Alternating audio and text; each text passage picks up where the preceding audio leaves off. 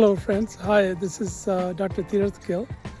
I want to talk to you today about an important issue, and this has to do with cognitive distortions.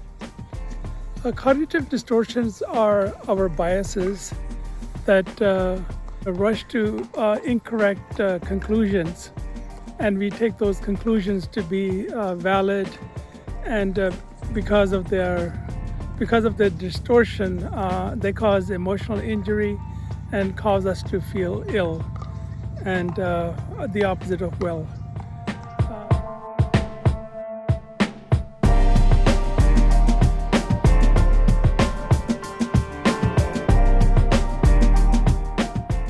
They can manifest as anxiety or depression or other kind of ways.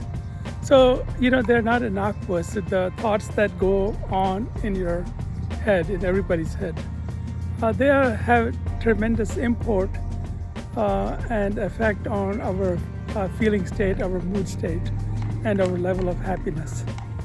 So it's important to be educated about this phenomena. And it is a phenomena that is universal and that should be understood by everyone and taught to everyone. So let's get into this. So cognitive distortions are these cognitive biases, like I mentioned. One of them is all or none thinking. So if you fail at something, you think that that's the end of it. I'm horrible. I'm no good at this. So that's the all or none thinking.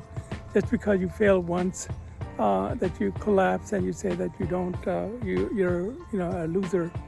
That's all or none thinking, basing your conclusions and the subsequent emotional collapse on one event or phenomenon. So even if it's important, there's always ways to salvage these things. Second set of cognitive distortions is the overgeneralization. So if there's a setback of some kind, you overgeneralize that that's the end of it. It's all is lost and nothing can be resurrected. So that's overgeneralization.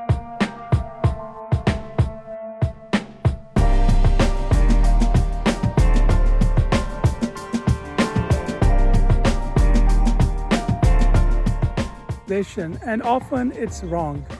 So, one swallow does not make a summer.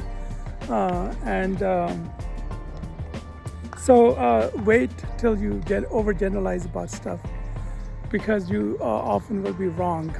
Hold on, be patient, and be hopeful, and try to understand whatever went wrong and correct it. Okay, next one is discounting the positive.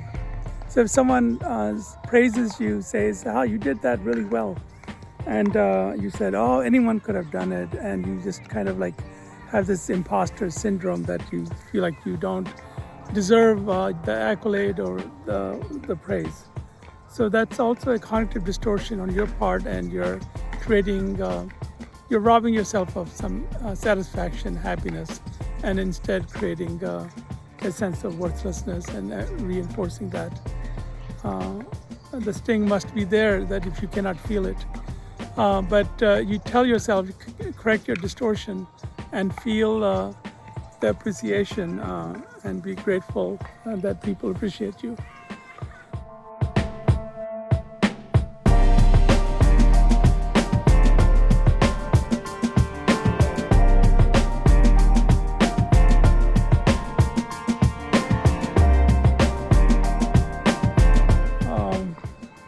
The opposite of that too, you discount, you take one critical remark, you do a presentation, you take one critical remark and you think everybody, hated that. So you overgeneralize in that direction. You take one critical remark and you magnify it, and on the other side you minimize things. If somebody give you praise, you minimize that. Okay. There are other distortions as well, catastrophizing. If something happens That's the end of it, the doom predictions. Those are oftentimes driven by our fear and that are not censored by good rational examinations. And so I guess that's a good kind of censor, is to examine these thoughts. So, the key over here, there are a lot of other cognitive distortions as well. If you Google the term cognitive distortion, it'll all list it for you, or talk to your favorite chat bot, and they'll talk to you and explain things.